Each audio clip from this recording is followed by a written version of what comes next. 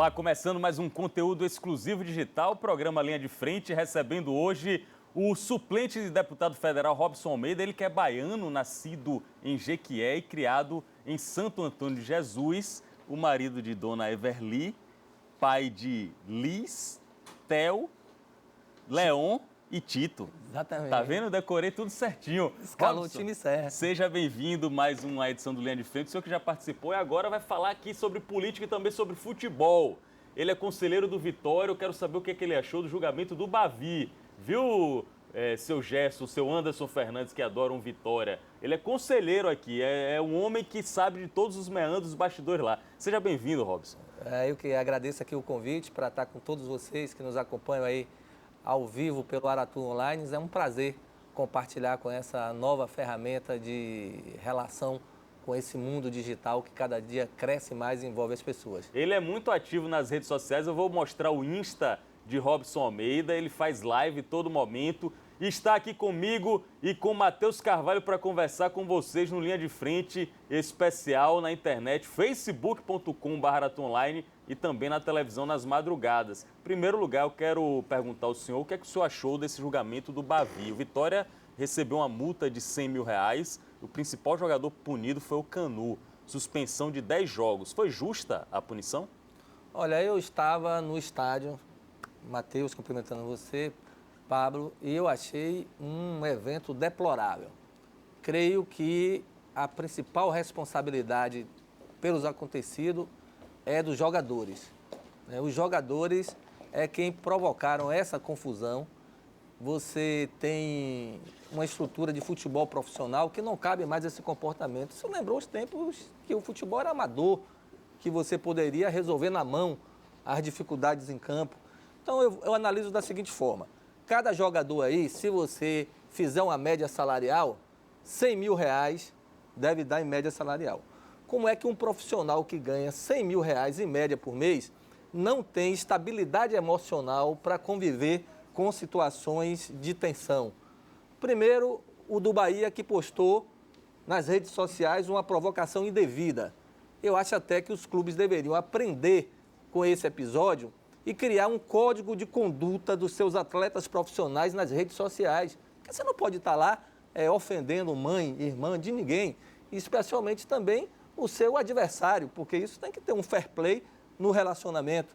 Segundo, os atletas chegarem à agressão física diante de uma situação, de uma dança que foi feita por esse mesmo atleta, eu acho que foi uma resposta exagerada a um problema criado, um tumulto que não deveria ocorrer, e coloco que esses jogadores são os principais responsáveis e foram justamente punidos pelo tribunal. Agora, fora a briga, o que também, outro fato deplorável, foi a forma como a partida terminou. Aí eu vou dizer, porque é a minha opinião, com o final da partida forçado, com um cartão vermelho provocado pelo jogador para encerrar a partida. O Vitória foi punido com R$100 mil, mas nenhum agente que tenha motivado esse fim da partida foi punido. Ficou assim, R$100 mil a instituição Vitória, mas Mancini absolvido, jogadores todos absolvidos com relação a isso, Mário Silva, supervisor, absolvido. R$100 mil pelo quê, então? Olha, Matheus, eu acredito sempre que a gente deve julgar baseado em provas. Então, nesse caso específico, não foi provado que houve um comando da diretoria do Vitória ou do técnico do Vitória para o encerramento da partida, mas a partida foi encerrada. Então eu creio que há uma contradição entre a conclusão do tribunal de não punir nenhum dirigente, nenhum técnico pela responsabilidade do final do jogo e multar o clube. E já que foi absolvido, não teria multa, né? Deveria ser a conclusão lógica disso aí. Então eu acompanho aí a posição dos envolvidos e o seu testemunho. O Mancini disse que não deu ordem para fazer, o supervisor também negou, a denúncia não juntou provas técnicas de que deveria ter ocorrido, e essa é uma responsabilidade atribuída pelo próprio técnico ao jogador, uma decisão tomada dentro de campo de forçar um cartão amarelo para suspender o jogo. Lamentável que fique de exemplo para que o futebol profissional da Bahia não seja mais objeto de chacota, como foi as últimas 2, 3 semanas em nível nacional e internacional. E repare, O que é que vem como saldo disso? Você tem um campeonato baiano já maculado, com essa mancha. Você tem os atletas importantes dos dois clubes punidos e fora das partidas. Quem sai prejudicado? O próprio clube, que não vai ter esses atletas, e o torcedor, porque a qualidade do espetáculo, sem os principais atletas, sempre tende a diminuir. Então, é um episódio que o principal responsável, o jogador, a punição dele não atinge diretamente a sua carreira, o seu salário e traz prejuízos ao clube que ele representa e ao próprio torcedor. Então, as coisas estão de cabeça para baixo. Eu acho que Vitória, Bahia, todo time profissional deveria ter normas rígidas em relação à conduta dos jogadores nas redes sociais. Sua vida pessoal é uma coisa, mas sua vida profissional como atleta é diferente. Você é um funcionário do clube, você trabalha aqui na TV Aratu, você não pode postar nas suas redes sociais provocações a outras televisões por conta de uma relação ética que tem que ter dentro do ambiente profissional. E eu acho que isso vale também para o futebol, não pode estar fora. E, além disso, aos jogadores que causaram tudo isso, qual é a responsabilidade deles? Salários integrais, não jogarão essas partidas, o contrato vigente. Uma folga. Folga e o torcedor e o clube que saem prejudicados. Esse é Robson Almeida, ele teve 64.265 votos para deputado federal, é suplente, assumiu durante um período e vai falar sobre política. Ele falou aqui sobre futebol e eu acho muito interessante essa opinião, essa interpretação dos fatos que ele deu. Profissionais que ganham em média R$100 mil, tratando como molequeira o ambiente de trabalho. Seria mais ou menos como eu vim aqui, eu que ganho meu salário mínimo aqui na TV Aratu, vim de sunga trabalhar, não é isso, Robson? Vim de sunga aqui. Nem audiência isso ia dar. Ou você sair na mão com o Matheus aqui. Pois é. Imagine... Mas aqui a gente é do mesmo time. Imagine eu receber um entrevistado aqui e começar a agredir ele verbalmente, fisicamente. Agora, R$100 mil é um salário importante na vida de qualquer trabalhador brasileiro. O presidente da República, a presidente da República, em se tratando da anterior Dilma Rousseff, não ganham nem perto disso. É um pouco mais de R$30 mil com os benefícios. O senhor acha que o profissional do futebol, o jogador, ganha muito ou o político em mandato, muito importante a função de um presidente, de um governador, ganha pouco em relação à importância que ele tem? Olha, eu acho que os dois ganham muito em comparação com o povo brasileiro. A grande maioria do povo ganha menos de R$1.000, um salário mínimo, e temos cerca de 15 milhões de desempregados. Então, um presidente da República, o presidente do STF, um deputado federal, ganha 33 vezes o valor de um trabalhador de salário mínimo. E um jogador de futebol profissional ganha 100 vezes, 200 vezes, 300 vezes, 1000 vezes. Então, eu acho que esse mercado do futebol, ele é uma situação anômala por criar uma diferença muito grande entre uma atividade profissional e esportiva e o restante da sociedade. Eu acho que tem uma carreira pequena, é verdade, 15 anos, 20 anos no máximo de atividade. Muito concorrida. Muito concorrida, tem que ter um talento. Agora, tudo, ao final, vira uma mercadoria, porque o jogador faz parte de um espetáculo para vender imagem de patrocinadores. Você vê agora o episódio da cirurgia de Neymar. É sobre isso que eu quero falar daqui a 30 segundos, porque vamos fazer uma chamada aqui na programação da televisão, da TV Aratu, e voltamos ao vivo com Robson Almeida. Eu quero saber a opinião dele sobre Neymar. Sim.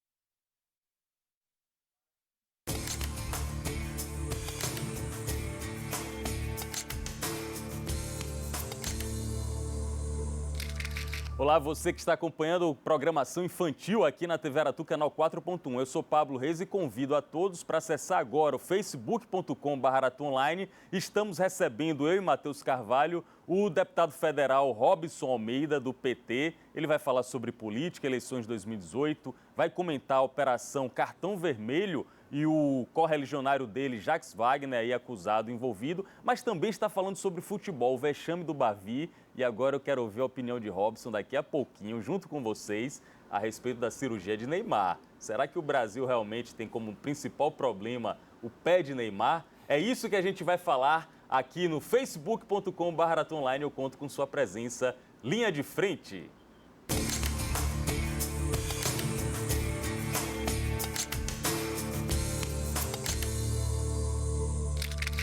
Voltamos com o Robson Almeida. Ele estava conversando aqui comigo e com o Matheus Carvalho a respeito da apoteose, da epopeia, do glamour em torno do pezinho de Neymar Júnior. Um jogador... Pezinho? Porque parece que o pé dele não é tão grande assim, né? É talentoso, é habilidoso. Vale muito aquele pé. Vale muito. Está valendo 12 milhões de reais por mês ao Paris Saint-Germain. Olha ele aí, a musa dele, Bruna Marquezine. Olha o pezinho aí, ó. Levando a gata para dar uma volta no meu novo poçante.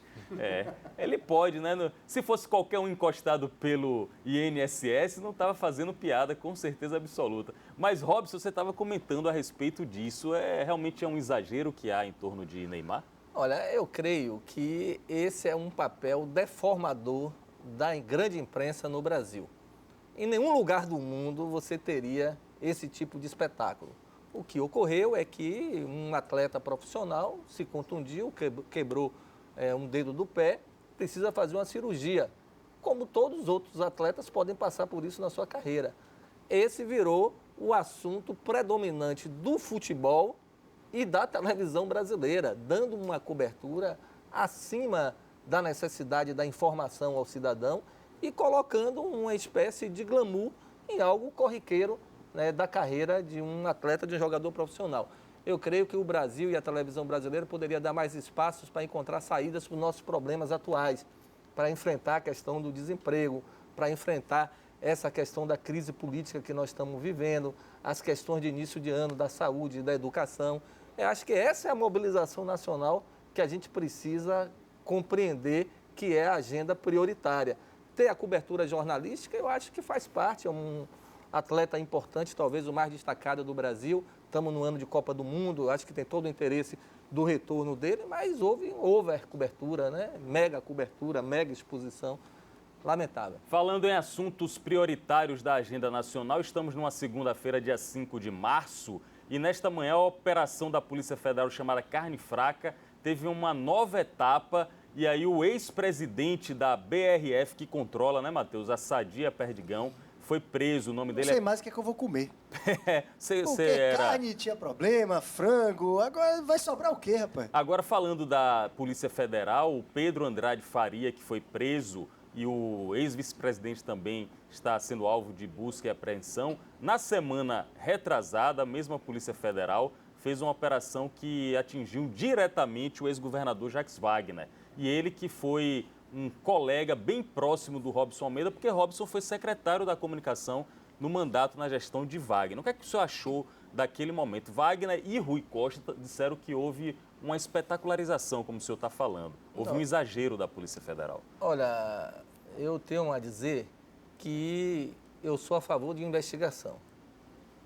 Toda denúncia deve ser investigada e nós não podemos temer que a Polícia Federal, que a Justiça cumpra o seu papel.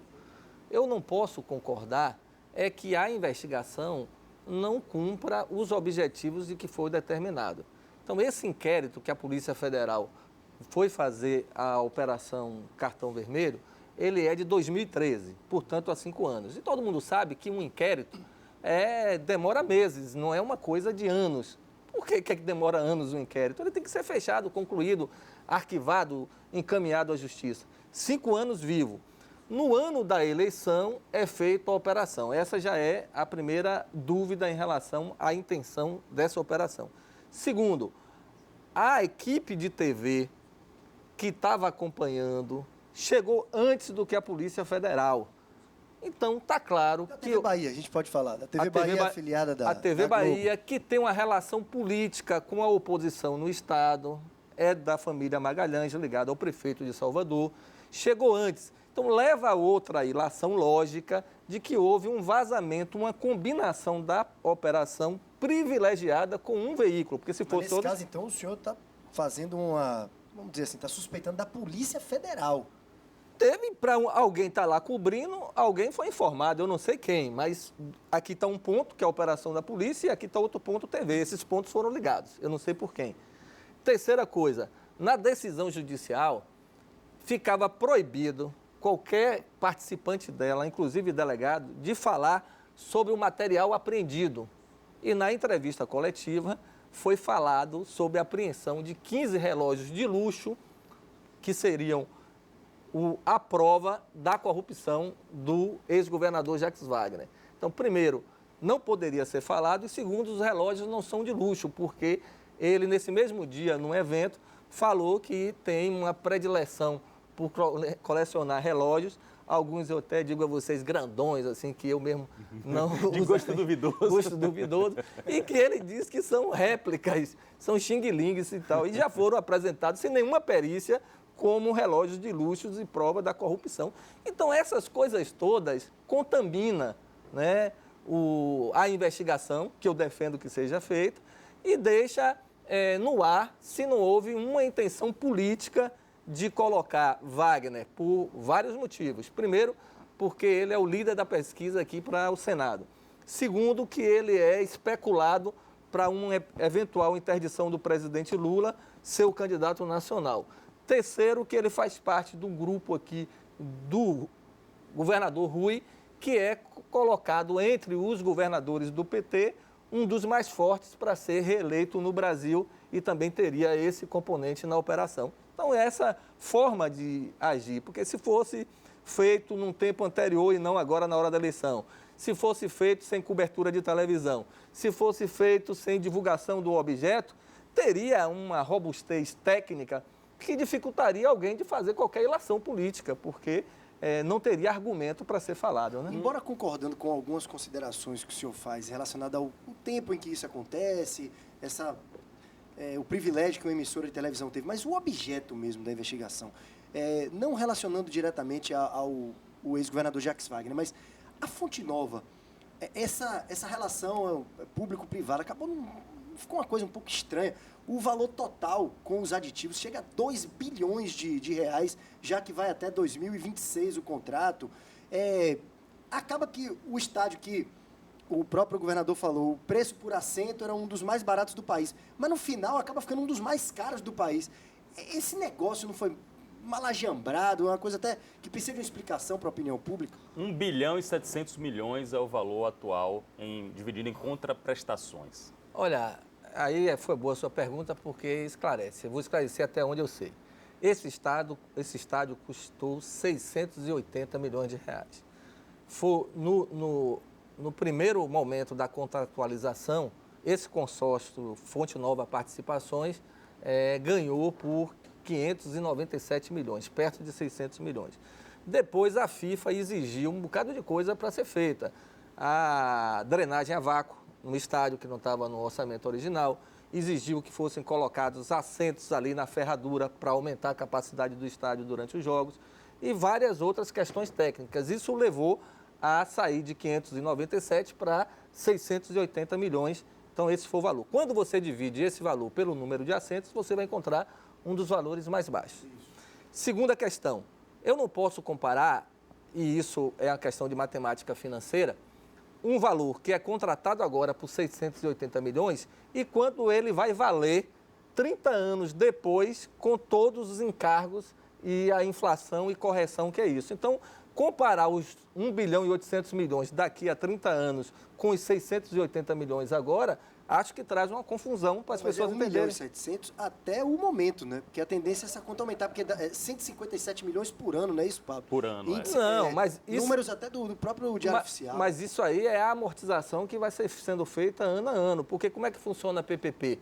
Foi tomado um empréstimo pelo consórcio Fonte Nova Participações. Esse empréstimo foi feito a construção do estádio, e esse estádio é um estádio público do governo do povo baiano. Então, daqui a 30 anos, quando ele for devolvido, o consórcio tem que entregá-lo nas mesmas condições da inauguração, com o mesmo padrão técnico, com todos os equipamentos da mesma forma. E você paga isso 30 anos, com os juros e com as correções de mercado. Então, essa prestação Agora, não é uma prestação que já envolve 1 bilhão e 800 milhões agora. Vai envolver ao final do contrato. Essas prestações de 100 milhões, quando você for computando, que vai dar esse valor ao final. Então, eu acredito que não é verossímil a tese que um estádio de 680 milhões teve um superfaturamento de 450 milhões. É a mesma tese, inclusive, do jornalista Reinaldo Azevedo, que é muito crítico ao PT, criador, inclusive, do termo petralha. Ele não gosta nem um pouco do PT, mas também concorda com Robson Almeida. Ele usou essa mesma expressão, espetacularização, o que ele acha que aconteceu no caso que não foi nem condução, nem prisão, foi só busca e apreensão. Né? Isso, e aí o ex-governador Jacques Wagner já ficou manchado em todas as principais notícias do Brasil como alguém acusado de um desvio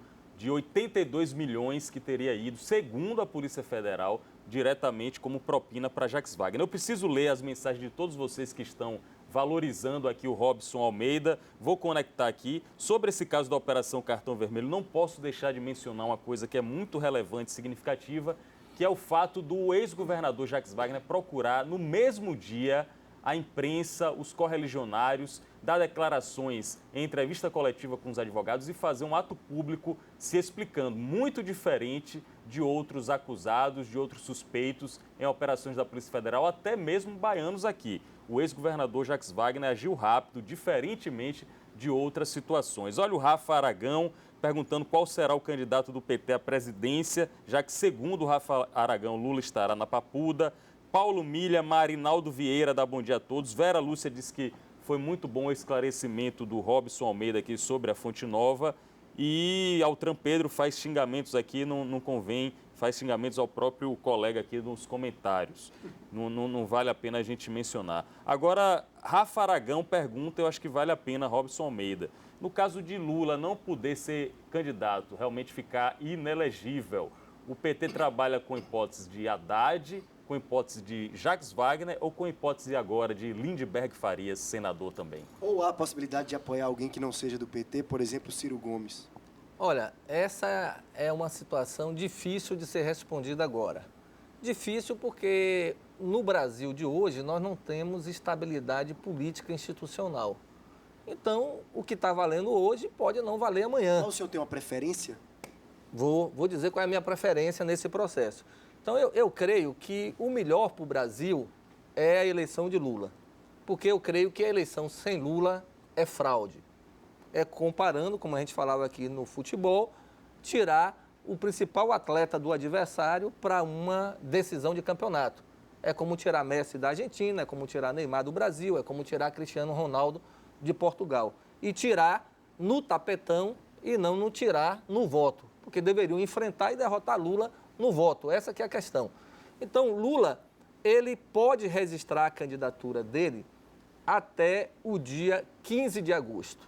Então, essa é uma questão de direito assegurado, porque só a partir do registro de candidatura alguém pode impugná-la. Então, Lula é candidato, ele afirmou, deu uma entrevista na semana passada, que será candidato.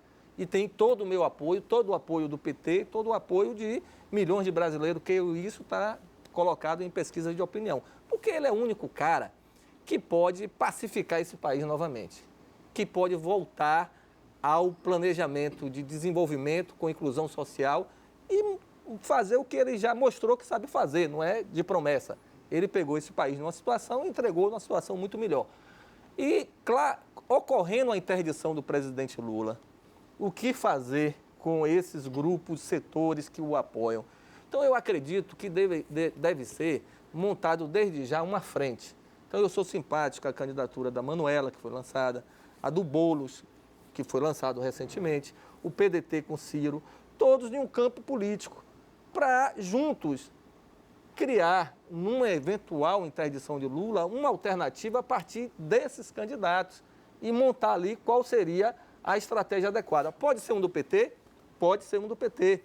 Pode ser um fora do PT? Pode. Esses que estão lançados aqui, se demonstrar competitividade, identidade com o programa, que seria o programa apresentado por Lula, pode ser o candidato de todo o grupo. Ô Robson, falando em identidade, você citou aí o nome do Boulos, ele que seria candidato pelo PSOL, não é isso?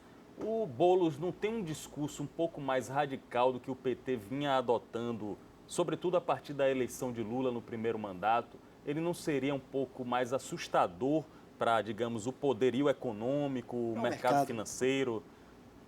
Creio que ele representa um espectro político, ideologicamente falando, mais à esquerda. E realmente ele tem um programa mais contundente que desagrada setores à direita, setores do mercado. Mas no Brasil, quem tem que avaliar o perfil de Boulos é o povo. Então ele apresentar a candidatura, creio que é uma necessidade até para dialogar com essas fatias do eleitorado e ver se há assimilação desse programa, vamos chamar assim, mais radical que ele apresenta. Mas ele é um dos defensores da democracia. Ele esteve ao lado de Lula e de Dilma contra o golpe. Ele cerrou fileiras com todos os setores progressistas para defender a estabilidade democrática do país. Então, ele tem credenciais para ser candidato a presidente. A oposição quer instaurar uma CPI. Aqui daqui a pouco a gente vai falar sobre o futuro de Robson Almeida. Ele já é pré-candidato e eu vou dizer o cargo eletivo que ele está ambicionando. Falando no cargo eletivo que ele está ambicionando, já vou dar uma pista, a Assembleia Legislativa ensaia fazer uma CPI a respeito da Fonte Nova. E o pessoal da situação, o pessoal do lado do Rui Costa, que é o mesmo lado do senhor, solicita uma CPI, uma investigação a respeito da obra da Barra da Prefeitura de Salvador. Aí um jogo político... Duelo de CPIs. Um duelo de CPIs. E o que é que o senhor acha dessa obra da Barra especificamente? Olha, minha opinião é que essa obra da construção do estádio da Fonte Nova está sendo investigada, como nós já falamos aqui, pela Polícia Federal, pelo Ministério Público, e eu não tenho certeza que uma CPI traria mais informações complementares conduzida pelos deputados. Eu entendo que teria mais um objetivo político do que técnico de encontrar irregularidades, problemas na licitação, no valor do contrato. O próprio TCE também já auditou todo esse material. Em relação à Barra, eu sou autor de uma representação no Ministério Público do Estado da Bahia para que seja investigado essa licitação. E eu vou dizer por que é que eu fiz essa representação. Primeiro, porque o André Vital, um executivo da Odebrecht, na sua delação premiada, afirmou que em 2012, na primeira eleição do prefeito de Salvador, doou 2.200.000 à campanha do prefeito. 400.000 em espécie, caixa 2, e 1.800.000 feito de forma direta na campanha partidária. E quem pegou esse dinheiro, ele deu o nome Lucas Cardoso, que seria parente, cunhado, ex-cunhado, eu não sei exatamente o que é, do prefeito ACM Neto. E essa obra tem as seguintes particularidades.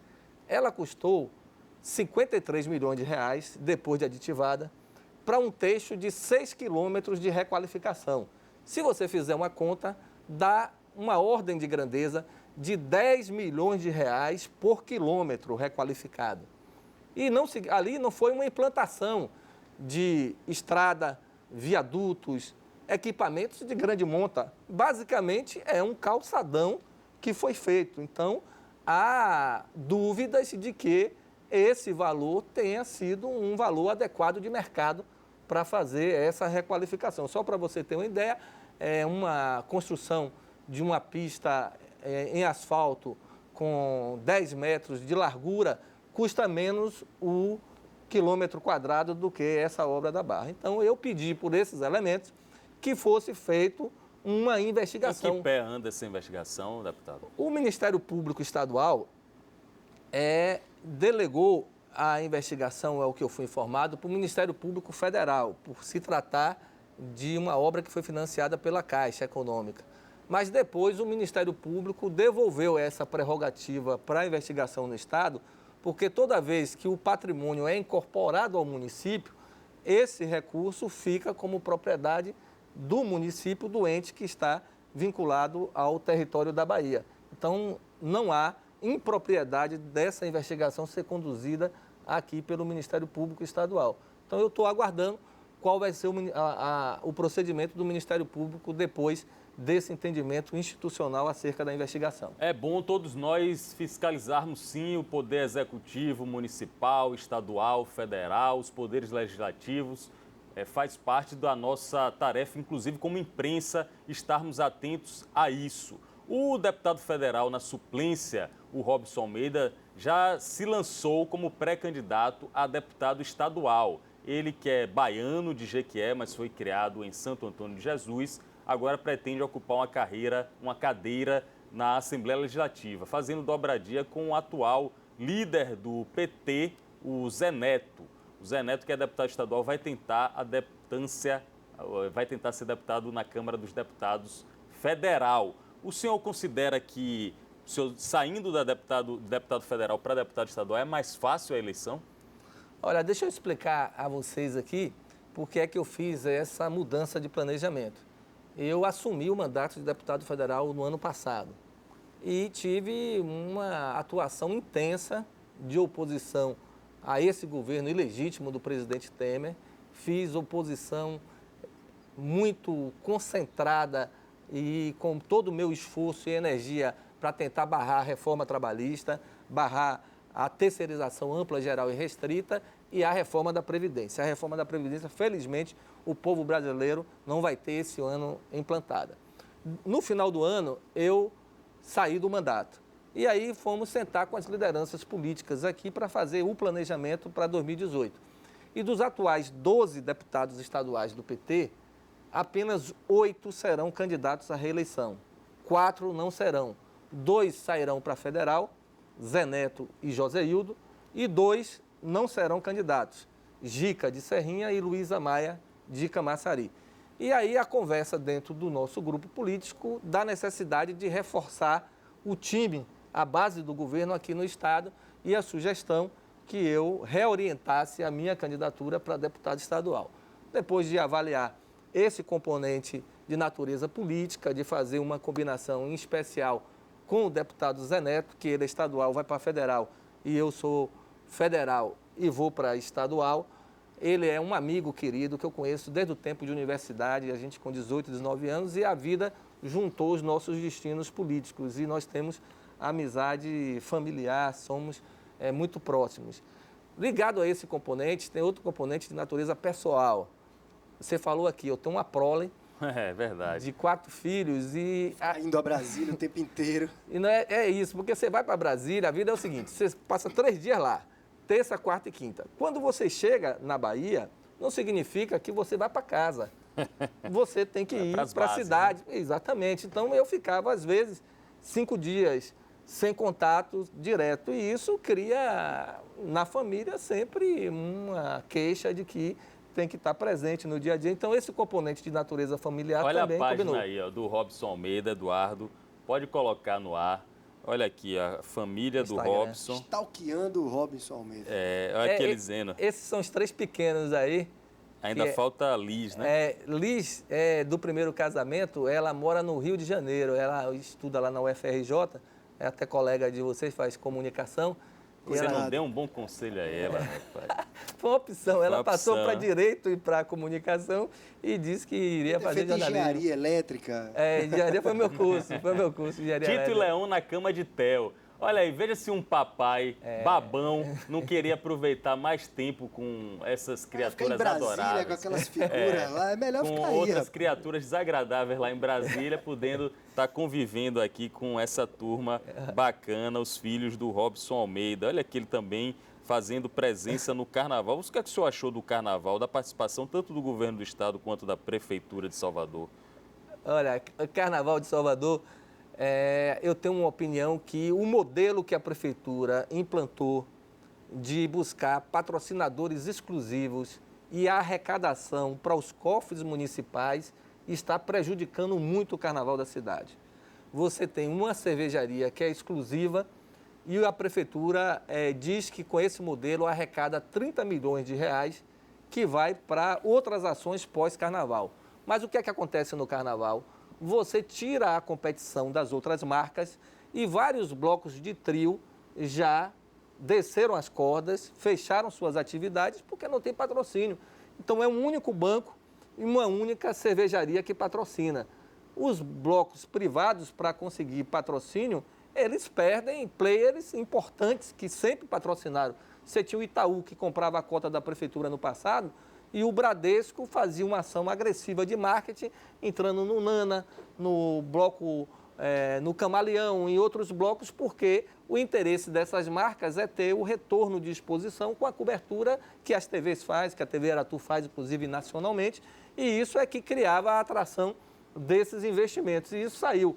O governo do estado segura boa parte do carnaval com o projeto Ouro Negro, são quase 6 milhões de reais. Se o governo do estado não absorvesse isso, muitas entidades não iriam para a rua, inclusive as mais destacadas dessa matriz do carnaval africano brasileiro, né? Dessa origem nossa importante. E, além disso, o governo do estado junto com a prefeitura também, forçado a patrocinar artistas individuais para garantir conteúdo na rua, porque os blocos de trio, eles não conseguem mais colocar, inclusive vazios no desfile do carnaval por ausência de entidades desfilando. Então, o dinheiro público está indo para o carnaval para bancar as atrações, os blocos. Uma das atrações aí é a Anitta, que foi contratada, inclusive, pelo governo. E o governador Rui Costa foi um dos primeiros a acionar a opinião pública para falar a respeito da possibilidade de mudar esse modelo de negócio do carnaval. Segundo ele, o financiamento do carnaval pelo poder público não é a melhor opção, não é a melhor alternativa. Não sei se o Robson Almeida concorda, afinal ele já respondeu aqui a respeito, bem perto disso. A gente está falando sobre política, sobre carnaval. Ontem, nesse domingo, tivemos aqui uma carreata pró-Jair Bolsonaro, Jair Messias Bolsonaro, cerca de 110 veículos aqui, está no blog de Pablo Reis, mateusaratuonline.com.br/blog de Pablo Reis, a participação da turma pró-Bolsonaro. Eu soube também, me informaram que teve uma manifestação parecida em Feira de Santana. Segundo a pessoa que me informou, não deu mais do que 8 carros. Eu preciso saber da população de Feira de Santana o que é que houve. 8 veículos é muito pouco. Jair Bolsonaro é deputado federal e foi colega de Robson Almeida. Eu queria a opinião de Robson. E hoje, sem Lula nas pesquisas, é o líder, né? É o líder das pesquisas. Então, a gente precisa prestar bem atenção em todos os candidatos para depois a gente não dizer que não fomos informados com o que está acontecendo no Brasil. Como é Jair Bolsonaro no Congresso Nacional, Robson Almeida? Olha, eu naturalmente respeito todas as candidaturas, acho que Bolsonaro tem o direito de ser candidato. Ele expressa hoje um sentimento antipolítica. Então, as pessoas que estão revoltadas com a política, com os políticos, apoiam, em tese, a sua grande maioria, Jair Bolsonaro.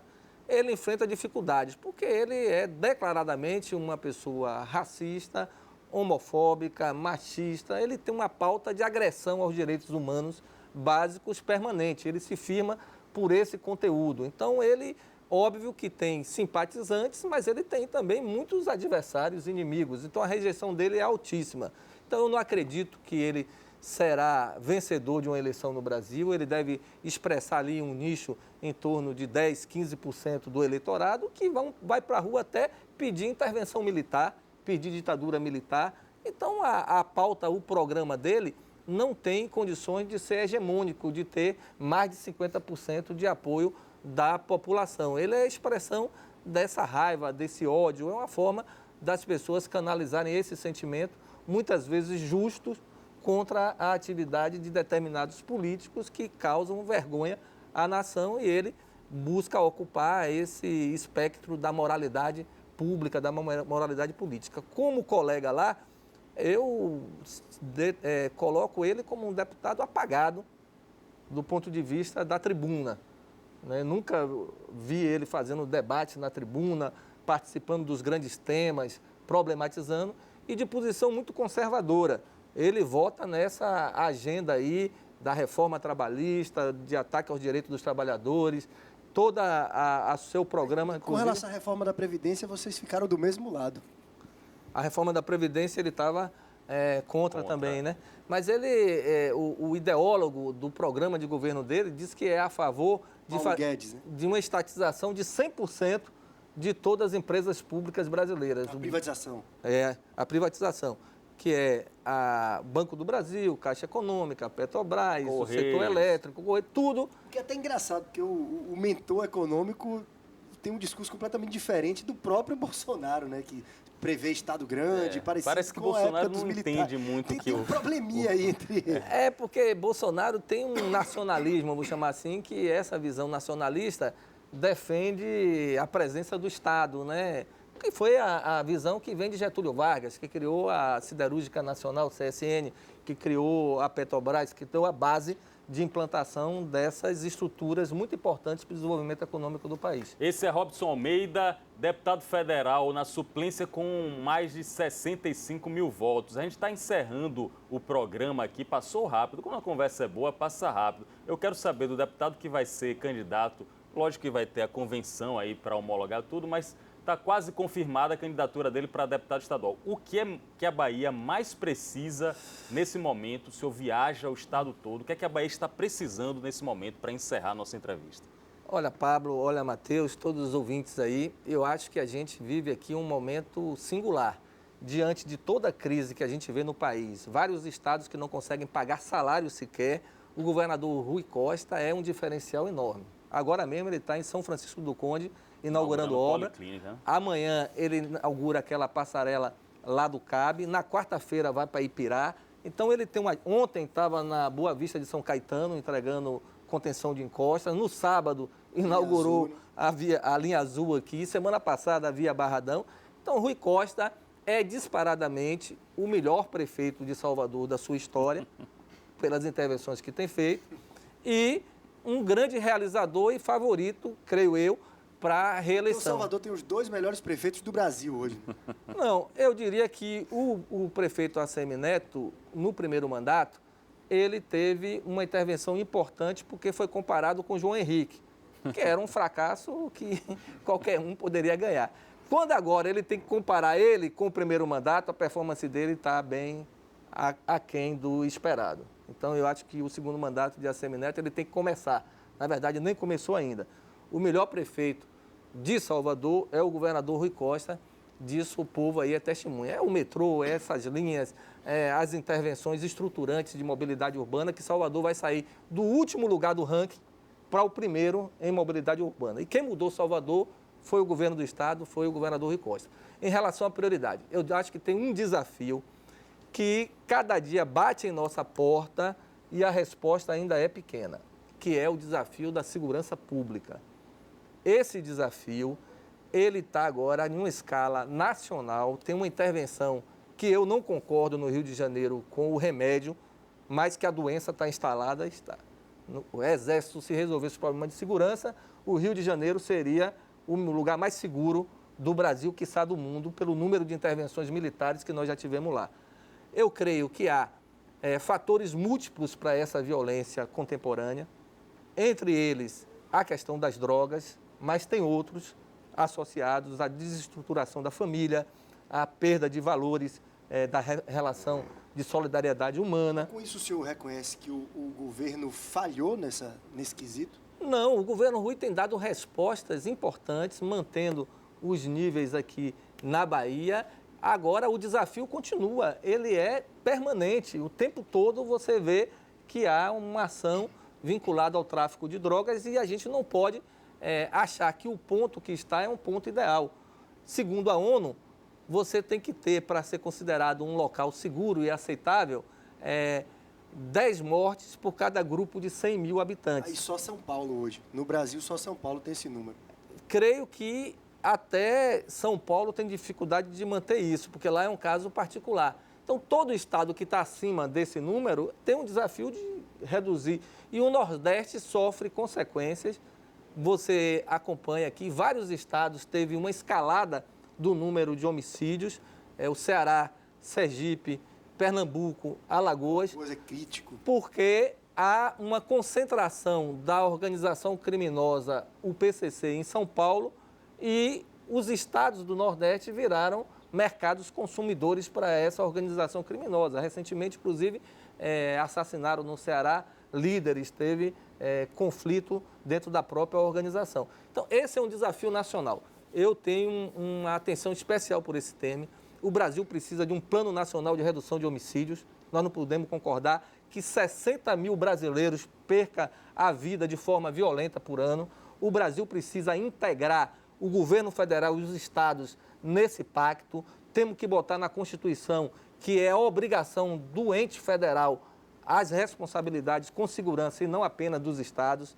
As nossas polícias têm que se dedicar mais à investigação do tráfico de drogas, especialmente nas fronteiras. O Brasil não planta uma folha de coca e é um dos maiores consumidores dos seus derivados, e isso tem que ser combatido do ponto de vista da oferta e também cá do consumo. Sou defensor de uma ampla mobilização da sociedade para que a gente gere consciência nos nossos jovens, uma política dirigida de inclusão social, com educação, com cultura, com emprego, para a gente blindar a nossa juventude dessa oferta fácil do tênis da moda, né, daquele acesso ao consumo que traz algum glamour imediato, mas ao final vai tirar a vida desse jovem.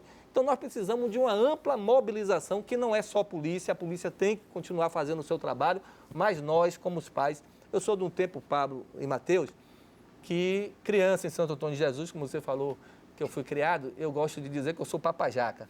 Quem nasce ali naquela região, Santo Antônio, Conceição do Almeida, é chamado papajaca pela quantidade desse fruto delicioso que tem na cidade. Então eu sou do tempo, se eu tivesse na rua e pegasse uma briga com um menino por causa de uma bola, alguma coisa, um mais velho chegava, tá brigando por quê? Vai para casa. Nós éramos educados a baixar a cabeça e ir para casa. Se eu chegasse com uma bola velha furada ou um carro de lata, que a gente fazia aqueles carros com vaso de quiboa na época, botava ali uma corda do lado e saía puxando.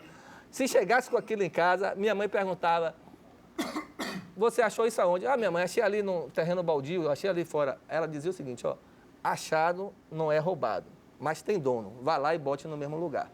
Então, são esses valores da sociedade que minha mãe e meu pai certamente herdaram dos pais dele, que vão sendo transmitindo de geração em geração. E hoje nós perdemos essa referência e o que é certo, o que é errado não fica claro para as pessoas.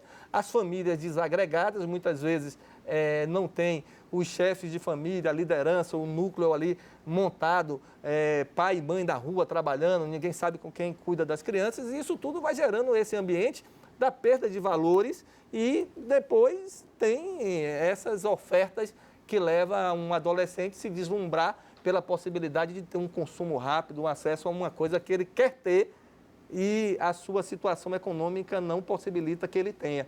Então é esse desafio da segurança que eu creio que é um desafio nacional e também um desafio estadual. Esse é Robson Almeida, deputado, pré-candidato a deputado estadual, pai de 4, marido também, e está falando muito bem aqui sobre segurança pública. Já convido o senhor antecipadamente para um debate sobre segurança pública, que é urgente a imprensa tratar disso com seriedade e com profundidade. Espero o senhor aqui quando o tema for segurança pública também. Já vi que o senhor conhece do assunto e tem muito estofo para poder debater. Vou encerrar o programa de hoje, esse Linha de Frente agradável, com políticos que pensam corretamente e sabem o que querem para o futuro do país. Eu vou encerrar com a frase que não é minha, a frase é do médium, do espírita Chico Xavier. Ele diz o seguinte: se tiver que sorrir, sorria hoje. Se tiver que chorar, chore hoje. Se tiver que gritar, grite hoje. Tudo acontece no hoje. O ontem nunca mais voltará e o amanhã talvez nunca chegue. Pense sobre isso e até o próximo encontro. Um abraço.